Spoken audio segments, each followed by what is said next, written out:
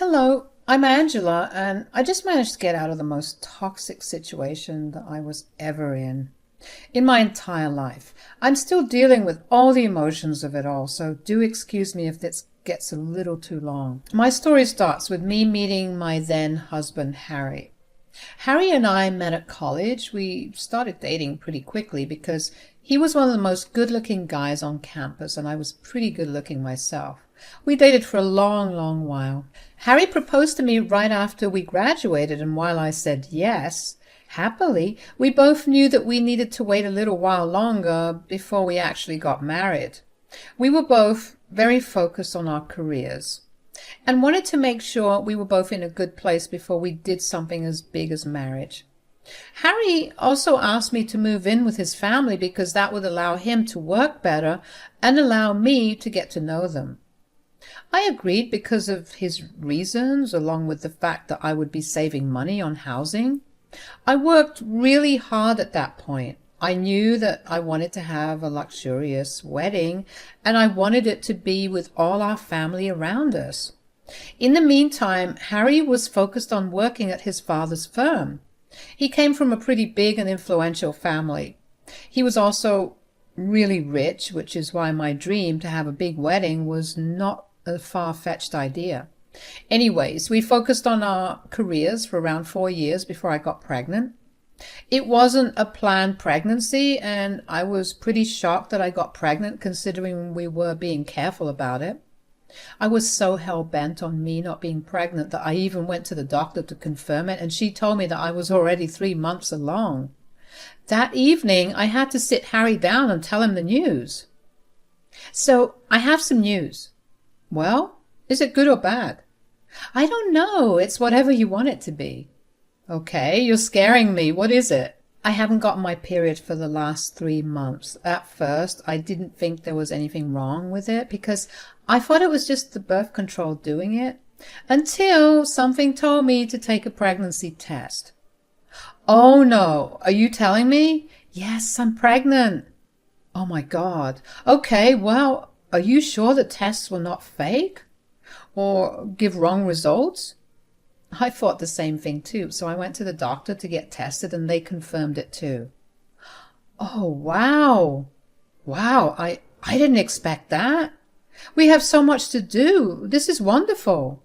Really? Of course. How could you think that this was bad news? I didn't know how you'd take it. I mean, we were pretty focused on our careers, and a baby would be a big bump in the road, literally. Well, I can assure you it's very, very good news. First things first, we have to get married. Finally! We immediately began planning for the big, lavish wedding. Within the next 2 months, everything was set. We said our vows and we became husband and wife. Harry was very kind and gentle with me when I was pregnant. Even with the wedding planning and the wedding itself, Harry never left my side. He made sure I was comfortable while having a good time. However, after around 2.5 months of getting married, Harry's behavior began to change. He stopped looking after me. He stopped checking in on me. I tried to talk to him on multiple occasions, but he refused to tell me what was wrong. I eventually gave birth to my beautiful daughter, Petal. Harry hadn't been there when I was giving birth, and that only added to my pain. Thankfully, my mother-in-law, Lucy, was there with me. I was in the hospital for about a month after I gave birth due to a lot of complications after birth. I had a mini stroke and lost a lot of blood. Harry didn't visit me even once, and I was hurt beyond words can describe. What kind of husband leaves their wife to suffer that way? Anyway, Lucy told me a couple of weeks after I gave birth that Harry was going to perform a DNA test on Petal to see if she was really his. Apparently, he thought it was too suspicious that I suddenly got pregnant. Hearing that only made me feel even worse because I had never even once given him the chance to doubt my faithfulness. He conducted the test anyway, and it confirmed that Petal was his child. But by that point, Harry had checked out of being a father and husband for so long that he just found it more comfortable. Even after I returned back home, I tried to talk to him about it, but he told me he wanted nothing to do with either Petal or me. It was in this manner that Petal and I stayed for the next 7 years. It was a painful time for me, but there wasn't much I could do. Harry had made me quit my job when I was pregnant, and I had no savings to fall back on. Plus, Harry was doing well at his father's business, so I knew that he could provide for us. I only stayed in the house because I wanted to be with Petal without having to face any issues. He barely looked at Petal and my way. He would complain if I raised any issues with the household work or the lack of thereof. I learned very quickly that Harry was not the sweet-tempered man that I had known before. The only reason I was still living there was because he knew that I was taking care of his parents, a job he didn't want to do. His parents, Patrick and Lucy, doted on Harry a lot. They believed that he could do no wrong, so even when they could see the way he had been treating me and my daughter, they didn't care. They fully believed that I was the reason that Harry was ignoring his duties. They believed that I had done something that warranted that behavior with us. I was initially really hurt by that, but I learnt to let go. You see, Patrick and Lucy suffered from a lot of issues. Patrick was diabetic and Lucy was on heavy medication for her heart issues. They required a lot of care and attention. I felt bad for them, so I took over the role of primary caregiver for them. Harry and Mike were always swamped with work at their business, so it was hard for them to look after their parents. I did suggest to Harry that they hire someone to look after his parents, but he refused. Ever since he took over the household expenses, he made everyone's lives miserable. He would not spend a cent unless it was absolutely necessary. I cannot tell you how many canned and microwaved foods we have eaten up until then. It got to a point where I was taking Petal out to salad houses just so she could get some actual nutritious food in her system. I remember there was this one time when Petal got really sick. She had a very high fever that refused to go down. I began to panic when she showed no signs of improvement, and I had to beg Harry to take her to the hospital. "Petal is sick. We need to take her to the hospital." "It's just a fever. Just throw a wet cloth on her head and call it a day." "Harry, she's been sick for a week and hasn't improved in the least. She's barely eating anything, and I just know that something is really wrong." "Just let her heal on her own. If you pamper her, her body won't learn how to fight off sickness by itself." "She's your daughter, Harry. Don't you have even the slightest bit of sympathy?" "Not really." "Does me panicking and crying at least make you feel a little bad? I'm literally just begging you to give me some money to take her to the hospital." "Do you even know how expensive hospitals are?" "That's right, you don't. You don't earn a cent, and you're just freeloading off of us. And you have the nerve to ask me for money to fund your expenses?" "Oh, yeah? And whose fault is it that I'm not working? You forced me to not work after I gave birth. The least you can do is take some responsibility." "Look, after Petal was born, I realized just how much I detest domestic living, and I wanted to rid myself of you guys, but you guys stuck to me like glue and refused to leave. If it were up to me, I would have thrown you out a long time ago. You know what? Forget it. I don't even know why I bother with you." I walked away from him with tears in my eyes. As I was walking towards Petal's room, I bumped into Mike. He looked worried when he saw me crying. I quickly explained my situation to him, and he looked alarmed. He asked me to grab Petal and meet him in his car. I did just that, and as we were exiting the driveway, Harry ran after us, yelling at us for disobeying him and sabotaging our family expenses. Mike told him to stop being a heartless jerk and to just let the kid get the treatment she needed. Before Harry could reply, Mike drove away. My heart was pounding in fear for Petal. If Mike hadn't helped me, I probably would have asked a friend to lend me some money, and I would have had to pay them back eventually. I was really grateful to Mike, who, unlike his brother, actually had a heart. When we got Angela into the ER, They conducted a lot of tests on her and concluded that she had a severe case of hyperpyrexia, which is just a fancy way to say a really high fever caused by another issue. But since Petal was a child, her bigger arteries were all inflamed, making the fever even worse. She was made to stay in the hospital for another few days so they could monitor her and bring her temperature down. Every one of those days, Harry called me to tell me what a selfish person I was for taking Petal to the hospital after he already told me not to. The first day I got his call, I explained the situation to him, but he didn't care. The calls after that, I didn't care to listen to a word. Mike, on the other hand, was a godsend. He made sure to swing by the hospital every day, and he stayed with Petal for a few hours so I could go take a shower and eat a proper meal. He also brought a lot of Petal's toys for her to play with, and that made her really happy. Seeing her smiling and laughing after days of watching her suffer made me feel better about our situation. After Petal got discharged from the hospital, Mike actually began making an effort to make our lives easier. Before, he barely batted an eye at us because he was a big believer in minding his own business. He figured that we were Harry's mess to deal with. He treated us with respect, but never actually checked to see how we were living with them.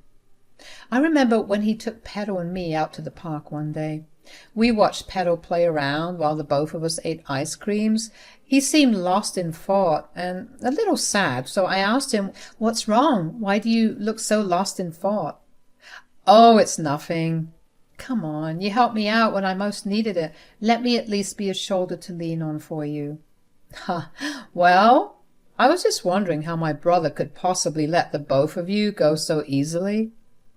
"Oh, yeah, well, it was super hard for me to grapple with also. In fact, I still struggle with it. There have been so many moments when I just look at him and expect him to go back to being who he was when we first met.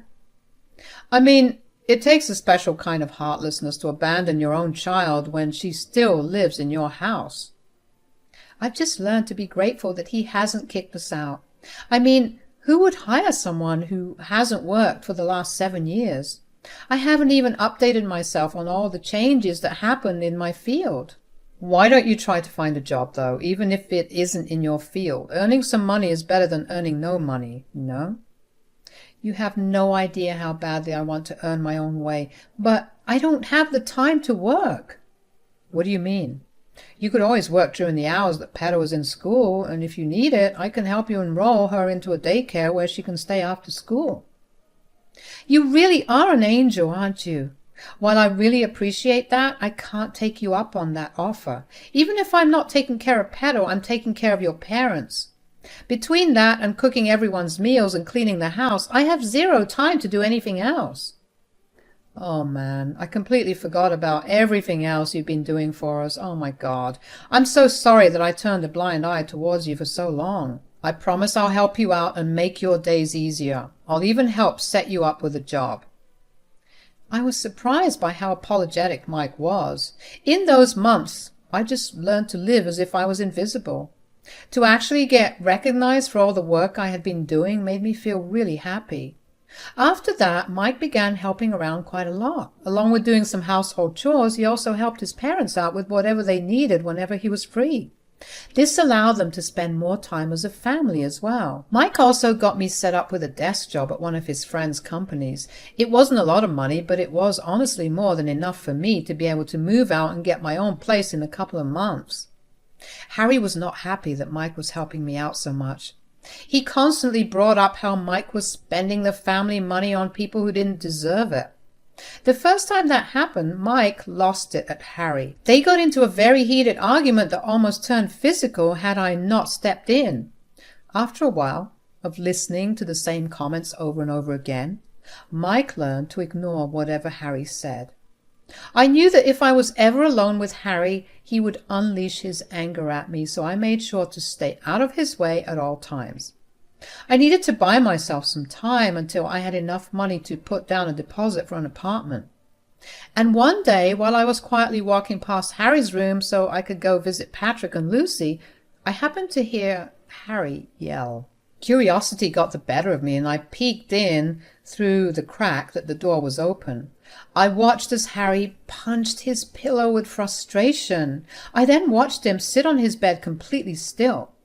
He looked like he was going insane, if I'm being honest. Just as suddenly as he had gone still, he jumped back to life. He fumbled around his pockets before he finally pulled out his phone. He got on a call with someone and began talking about how it was Mike's team that was pulling in most of the revenues and how his team was beginning to want to work with Mike. He also complained about the decline in the work ethic in the office because of Mike. The both of them had their own teams to manage, and they also had two entirely different ways of managing those under them. Harry was an authoritarian leader who was very strict with those under him and constantly overworked them. Mike, on the other hand, was a lot more lax with his team. He treated them all with respect and listened to them. Now, it's pretty obvious why Mike's team was super productive. Harry did not understand why and hated Mike for it.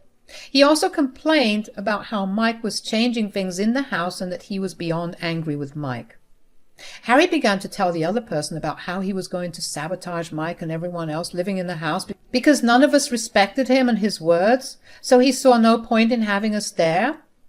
I couldn't believe what I was hearing, although I decided to chalk his words up to him being angry. I figured that he would not have the time or capacity to follow through on his word. But I did make sure to keep an eye on him over the next week, and then one day he brought one of his friends over. They sat in his room as they discussed Harry's plan to sabotage Mike. "Look, Caleb, I'm just tired of Mike and his shenanigans." "I get that. So what are you going to do about it?" "I don't know. But all I know is that the man gets on my nerves. Suddenly he's become a good guy. He's been looking after my loser wife and child, and he's been taking care of our parents." "Do you think he's doing this for some gain?" "Oh, yeah, of course. Everything about him works for a benefit that he can earn. He probably wants all of my parents' estates as his inheritance." "That's definitely how it looks. Maybe you should do something soon. You can't let this go on longer. You are your parents' favorite, aren't you?" "Absolutely, and you're right. I need to keep it that way. What do you think I should do?" "Why don't you have your parents sign the house over to you, and then maybe you can throw them all out." "I like that. But what about Mike?" "Well, your dad's still the CEO, and he has all the power to transfer the company under your name, too." "That is so true. Caleb, you're a genius." I was alarmed by what I was hearing. I quickly left after they switched topics to something else. Although I'm sure that Harry saw me, I know he saw me because he must have tried to cover his bases before he tricked his parents into signing over everything to him. The next day I came back home from work to see all of them sitting at the dinner table with grim looks on their faces. I tried to ask them what was going on, but nobody replied to me. I felt awkward, but I had to take care of Pedro, so I let go of it. That night I sat and thought about whether I should even call them about what I overheard, and I thought that they had a right to know. Even if Patrick and Lucy were a little mean to me, they still took great care of Pedro whenever I needed it. And Mike was just amazing in general. The next day I came back from work, prepared myself to talk to Patrick, Lucy, and Mike about my plan. My heart raced as I walked into the living room to talk about it. Thankfully, Harry was still out, and I knew I had a little while before he came back home. "Why did you call us here?" "Well, I just wanted to tell you about something I found out the other day." "Hurry up with it." "I happened to overhear Harry talking to someone on the phone the other day. He made plans to take revenge on Mike and in turn take revenge on the both of you." "Get out." "Excuse me? You heard what he said." "I'm sorry, but why? I don't understand." "Harry told us about how you were going to come and tell us about some outlandish thing just so we could start hating him and transfer all our assets to you and Pedro." "What? I would never." "Oh, shut up. Lord knows the only reason we ever put up with you was because Pedro needed a mother. Now she's old enough and you've done enough. Get out of our house and our lives." "I have no place to go. I'm telling you, Harry is lying." "You have some nerve to say that. We made sure that Harry got all our assets. You will get nothing. Lie all you want. You won't get a cent from us." And since you have no place to go, I'm sure CPS would not like that. You can't be threatening me with my daughter. You either leave peacefully, or we kick you out and have Petal's custody given to us. Fine, I'll leave. Just please take good care of my little girl. I packed my things up and tearfully kissed Petal goodbye. She cried a lot, and it only made my heart break even more. But this was the best thing I could do for her. I had one best friend that I hadn't contacted in years, but I reached out to her. Thankfully, she was more than willing to help me out. She opened her house to me, and that was where I moved in. She gave me her shoulder to cry on and listened to me. We caught each other up on our lives, and I actually did manage to squeeze out a laugh every now and then. I managed to fall asleep pretty easily because the mental and emotional strain was too much. The next day, I took a day off from work just so I could recover from everything and try to plan my next move. I knew I needed to have Petal by my side, but I didn't need to think too much. At around noon, I got a call from Patrick. He sounded frantic. After I managed to get him to calm down, he explained that Harry kicked all of them out of the house and even took away Mike's job, so they did not have much money to rely on. He begged me to help them, but I was done. I had absolutely no sympathy for them. So I did the next thing I could think of. I contacted CPS and informed them of what was going on. It wasn't long until I got Petal back with me. Even though I had no solid proof of residence, I at least had a roof over my head, unlike Patrick and Lucy. Besides, my friend also testified to me living with her until I'm able to get back on my feet, however much that might take. I got a lot of calls from Mike and his parents, calling me a flurry of colorful words for taking Petal away instead of helping them. But from how I saw things, I tried to warn them of this happening. Yet they chose to make me suffer in the worst way possible. I'm always going to be grateful for how much they helped me, but this was crossing a big line. As for right now, I have full custody of Petal, and I'm in the middle of getting a divorce from Harry. My best friend helped me find a good job, and life is finally beginning to look up.